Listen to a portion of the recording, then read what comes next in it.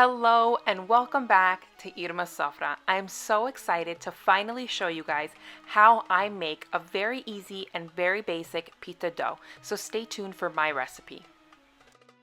The most important tool when it comes to making pita and pita dough is your hands. You want to make sure they're nice and clean, as well as working with small, clean, short fingernails.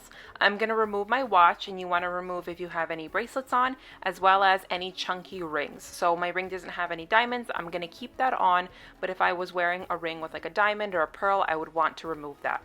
And then when it comes to making the dough, it's very simple. I work with a non-bleached flour. I'm going to talk about that more in the description box. Working with salt and water, that's it. I personally don't add oil to my dough, but you can if you'd like. For measuring out the flour, I pack my flour into my measuring cup, and all that means is taking my hand, pressing down, leveling it out, and then placing it in my mixing bowl.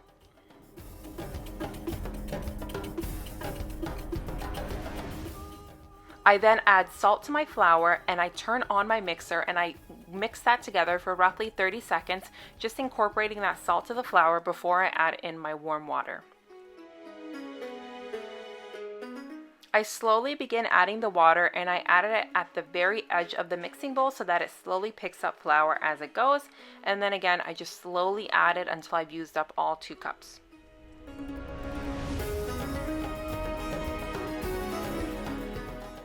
My dough's been mixing for roughly 60 seconds, and what I can determine from here is that my dough is too wet. Now sometimes when I make this pizza dough, it comes out perfect with 5 cups of flour, but sometimes I need an extra half a cup. Sometimes I don't even need the whole half a cup. So what I'm going to do now is, by looking at the bottom of the bowl, the dough is very sticky because it hasn't come together in a unified ball. I have a half a cup of flour reserved on the side right there. So I'm slowly with my finger going to slowly incorporate some of that flour until my dough is nice and unified. And how I know it's unified is that bottom of the bowl, I can see it's visible. So I'm slowly going to add that until I get a unified dough. As I mentioned before, some days I don't need the whole half a cup. Sometimes I only need a tablespoon or 2. And it all really depends on how much flour I pack into the measuring cup that I showed you guys before. Now, the reason I go slowly too and I don't add the whole half a cup is because I don't want to make my dough too hard. I want it to come together, but I don't want to make it stiff.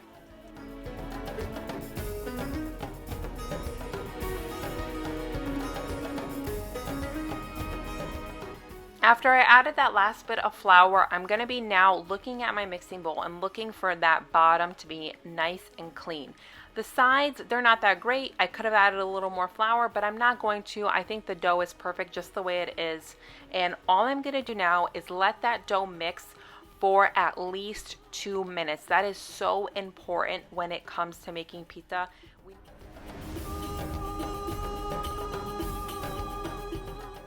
Once our dough has come together, we're going to divide it in either 5 or 6 little balls of dough. It's up to you, and if you want to go really in depth, you can even scale it out. 7 to 8 ounce balls works perfectly for the next recipe that I'm going to be showing you.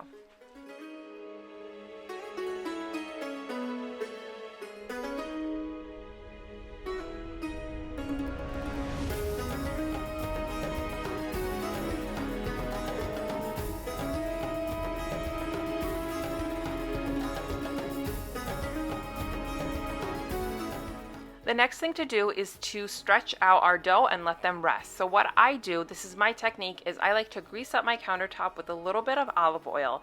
I then go and take each ball of dough, stretch it out just a little bit, the size of my hand works fine, and then I place that on top of the greased countertop with roughly 2 tablespoons of oil on top of the dough, making sure I coat the whole top and the edges around the dough. We don't want any of the dough to be dry because then it'll crack and it won't be easy to stretch out when the time comes.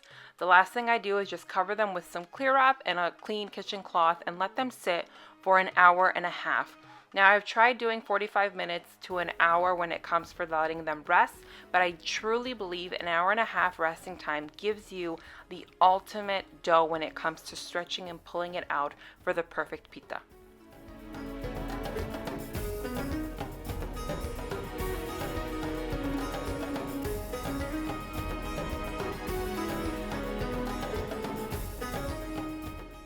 And now it's time to learn how to roll and stretch out the phyllo dough to make the best pita you will ever try. So please be sure to watch my next video on how I do that.